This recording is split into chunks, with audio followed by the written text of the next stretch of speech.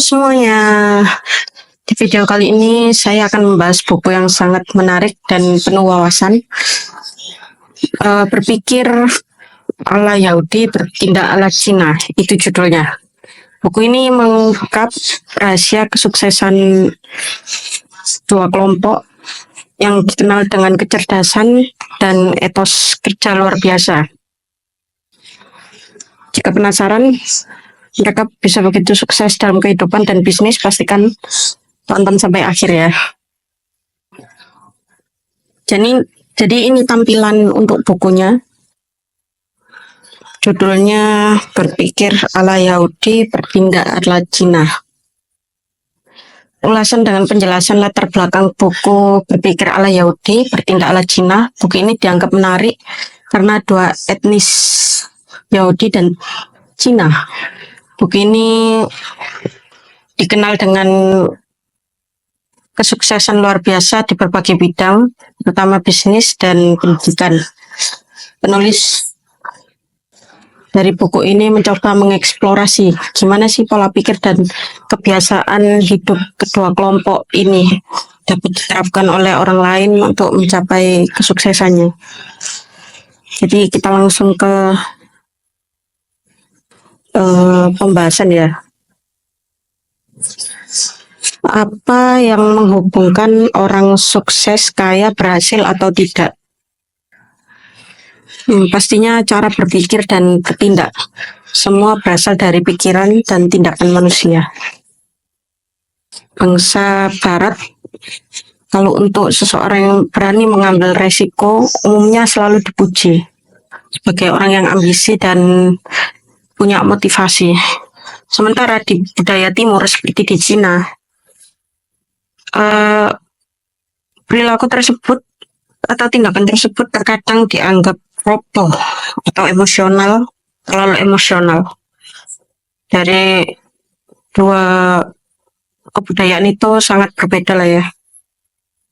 Latar belakangnya, terus budayanya, cara dan pola berpikirnya. Kalau untuk di budaya, saya mengambil dari buku ini judulnya Yahudi. Jadi untuk di pemikiran orang Yahudi itu lebih ke mereka punya tingkat kecerdasan yang beda ya dari yang lain. Sementara untuk orang China, dia memiliki etos kerja untuk berbisnis seperti itu. Untuk cara berpikir orang Yahudi, secara singkatnya Yahudi berasal dari Yehuda, anak dari Yakub, cucu Ibrahim. Yakub kan punya 12 anak laki-laki dan keturunan mereka itu dikenal dengan nama bangsa Israel, bangsa Yahudi. Yahudi nama populer seluruh rakyat ketika kerajaan Yudea selamat dari kejatuhan kerajaan Israel Utara tahun 722 sebelum Masehi.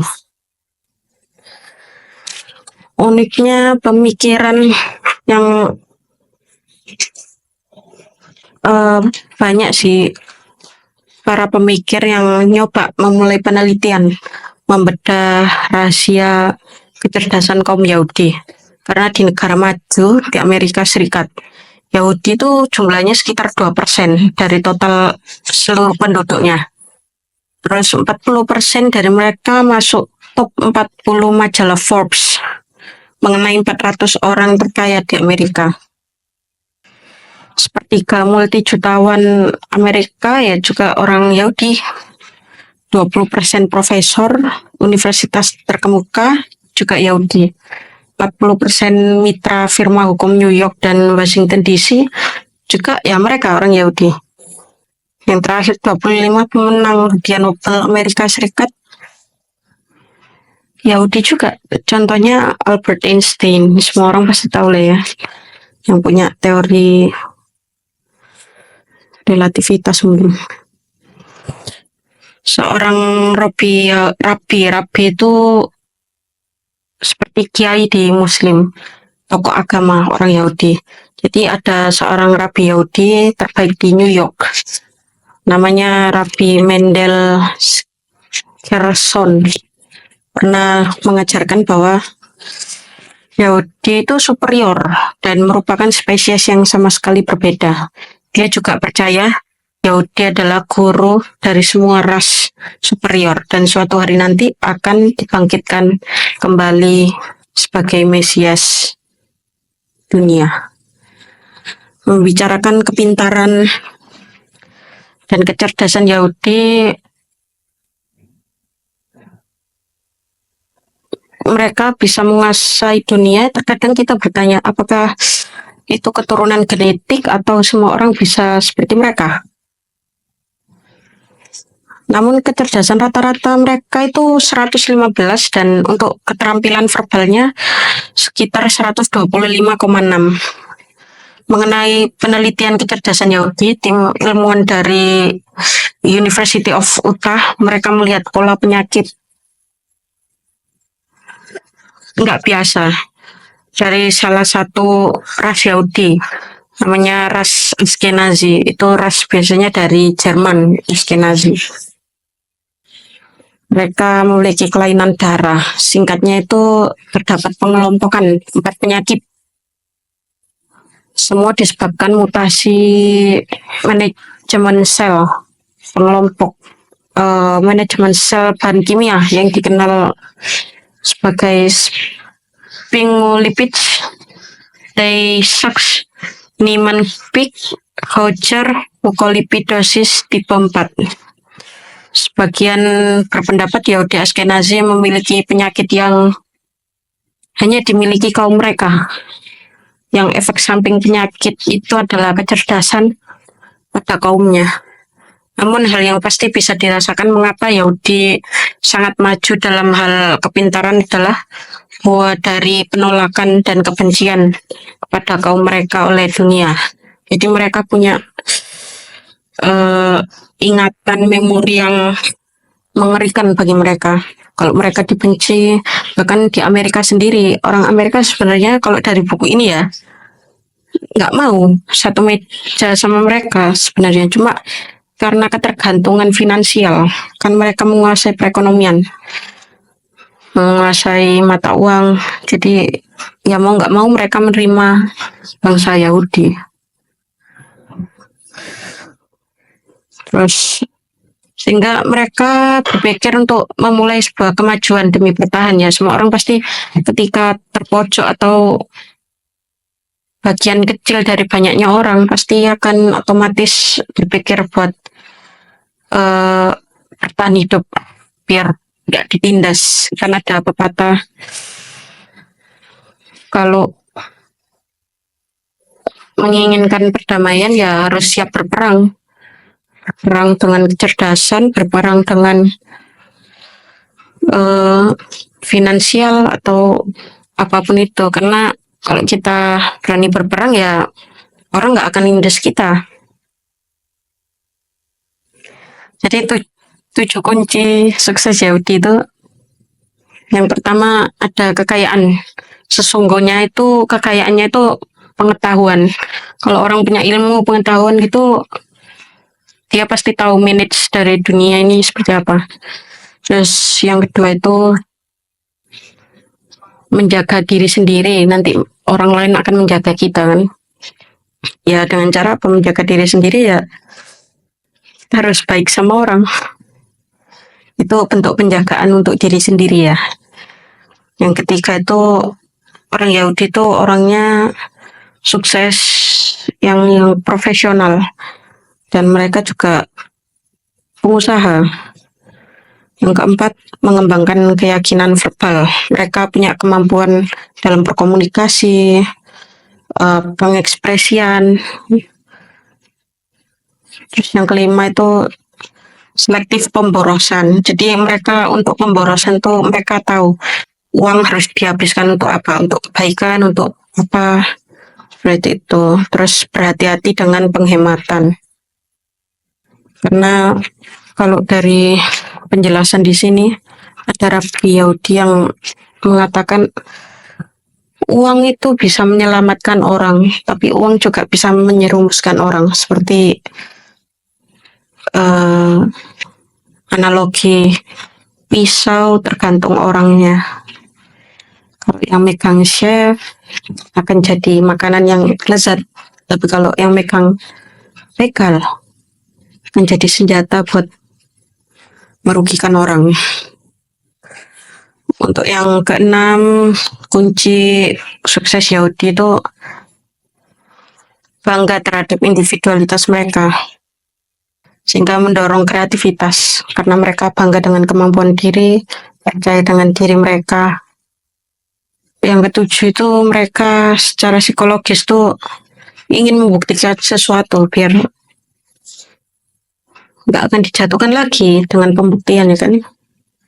Seperti itu.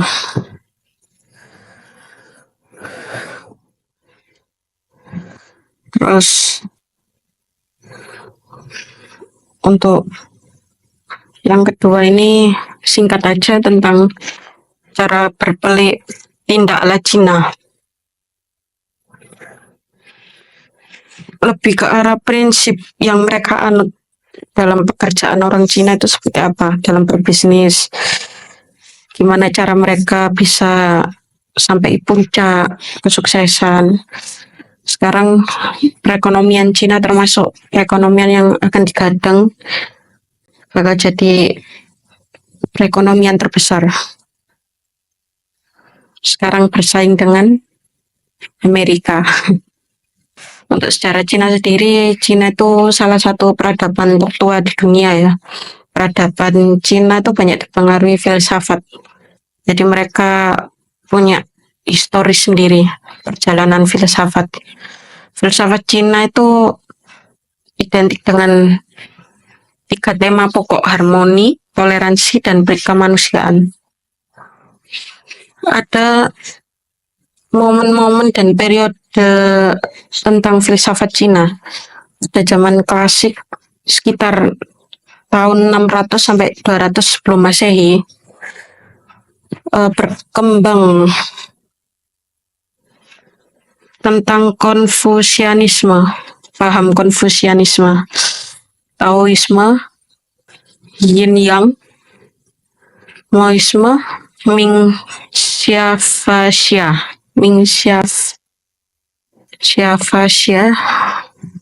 aku nggak tahu bacanya gimana. Terus pada zaman Neo-Taoisme itu dan Buddhisme itu sekitar tahun 200 sebelum Masehi sampai 1000 Masehi. Jadi 1000 Masehi itu eranya ya tahun ke-1 sampai ke 1000. Itu 1000 Masehi. Zaman Neo-Konfusianisme itu 1000 sampai 1900 Masehi. Berarti zaman tahun ke-1 sampai tahun ke, kalau 1900-an berarti 1899 ke 1900. Terus zaman modern itu setelah 1900 Masehi. Berarti untuk hitungan tahunnya 1900 Masehi, berarti 1900 sampai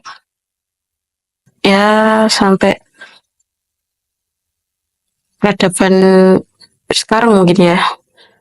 Jadi peradaban hidup Cina tuh benar-benar panjang. Ada orang bilang kalau mau melihat peradaban naik turunnya kehidupan dunia itu lihat aja naik turunnya peradaban Cina.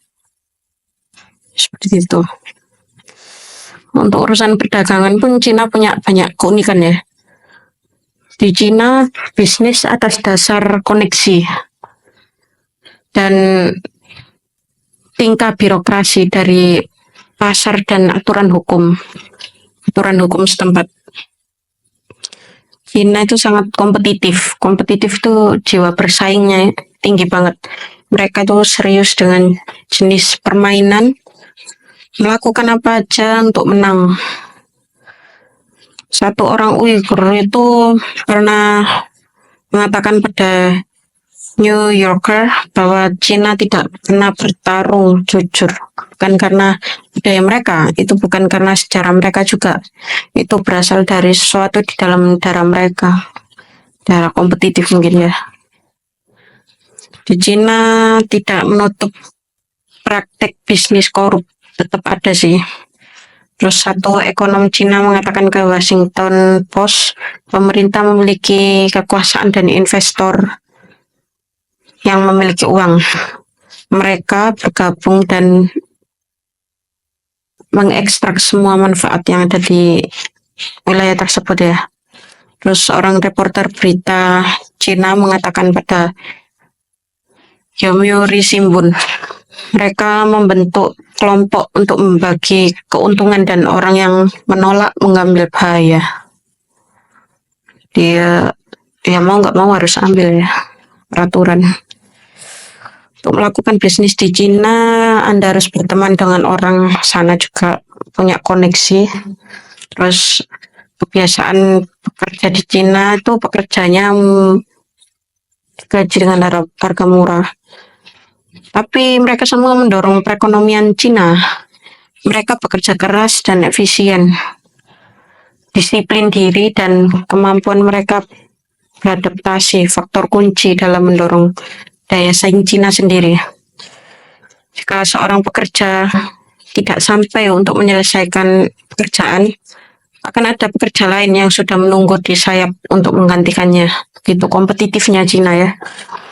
Agustus 2007 itu Kongres Rakyat Nasional menyetujui undang-undang anti monopoli yang menetapkan harga, anti kolusi, konsentrasi pasar yang berlebihan, dan praktek monopoli lain dengan perusahaan-perusahaan swasta dan milik negara. Hierarki sangat penting dalam bisnis Cina ya. Putusan itu dibuat di atas oleh petinggi dan perintah dikeluarkan melalui rantai komando ke bawah. Untuk budaya bisnis modern Cina, sekarang angin perubahan Cina modern dimulai sejak kejatuhan dinasti Qing saat pengaruh asing masif masuk ke daratan Cina, mempengaruhi aspek kehidupan. Ketika komunis menguasai kembali pemerintahan Cina, dunia bisnis Cina kembali ditekan. Segala individu atau bisnis tanpa elit kaum komunis dicap antek kapitalis. Nilai bisnis masyarakat Cina berubah luar biasa sejak tahun 1978. Sejak itu banyak masyarakat memandang berkarir di bisnis profesi yang layak. Terus budaya bisnis Cina, globalisasi, dan semangat kebanggaan nasional itu yang bikin Cina lebih hebat lagi ya. Ketika Cina dijajah dan dibagi-bagi sama bangsa barat ya, termasuk Jepang. Pada awal abad 20, kebencian pada bangsa asing jadi pihak Cina pimpin Sun Yat-sen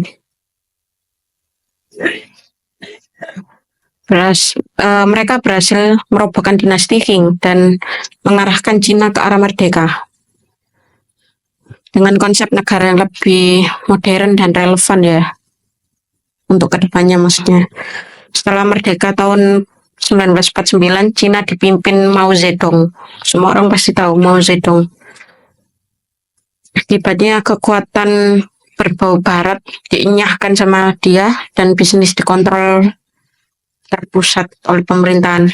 Satu kisah kebangkitan Cina di era Mao Zedong, Cina sempat berhutang sama Soviet.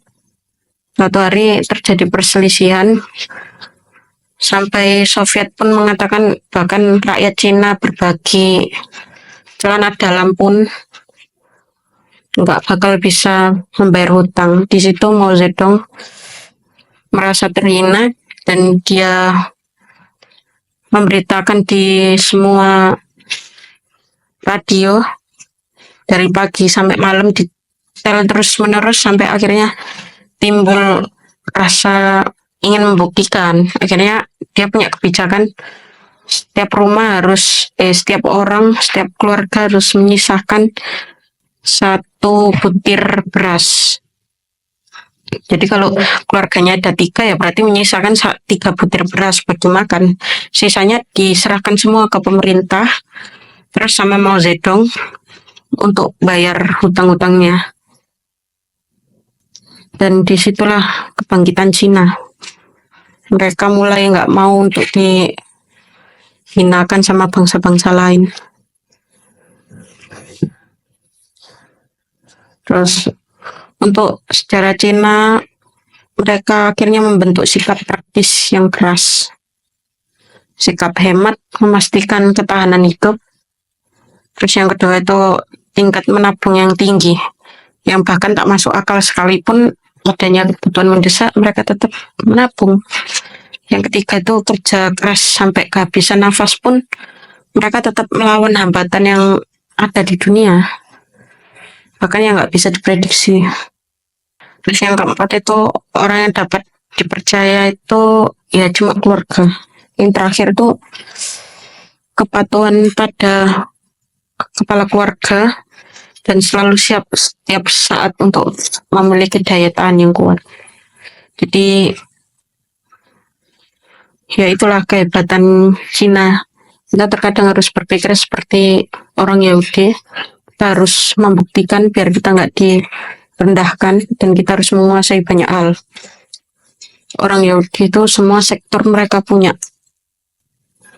Dan untuk berbisnis kita harus meniru Cina betapa etos kerja mereka itu sampai titik darah penghabisan. Apalagi di Cina itu seperti di zaman yang sebelumnya itu apa yang menjadi milik kita itu milik negara. Sewaktu-waktu bisa diambil alih negara tanpa kompensasi atau kompensasi yang sangat murah. Tapi sekarang mereka ingin menarik investor, jadi para investor ingin kepastian hukum terhadap investasi mereka, makanya mereka mulai membuka diri seperti itu. Jadi mungkin segini aja ya, karena menurutku ini buku pengantar hanya sekitar 100, untuk bacaannya 112. Ini karya dari Dr. Wang Xiangjun, PhD. Kalau ingin membaca atau apa, bisa beli buku ini ya. Ini buku bagus banget untuk dibaca. Jadi itu rangkuman yang saya kasih sedikit tentang buku Berpikir ala Yahudi, Bertindak ala Cina. Buku ini memberikan kita banyak pelajaran berharga ya, tentang pikir strategis dan bertindak efektif dalam mencapai kesuksesan. Jika kalian tertarik mendalami bukunya ya jangan lupa baca langsung aja semuanya, karena yang saya sampaikan itu cuma sepenggal dari sebagian bacaan ini. Yang terpenting juga kita harus menerapkan prinsip-prinsip dalam kehidupan sehari-hari ya, apa yang kita baca. Betapa pentingnya membaca. Itu aja sih. Kalau memang ada salah penafsiran atau salah kata, saya mohon maaf. Ini penafsiran sebagian karena interpretasi saya juga. Terima kasih.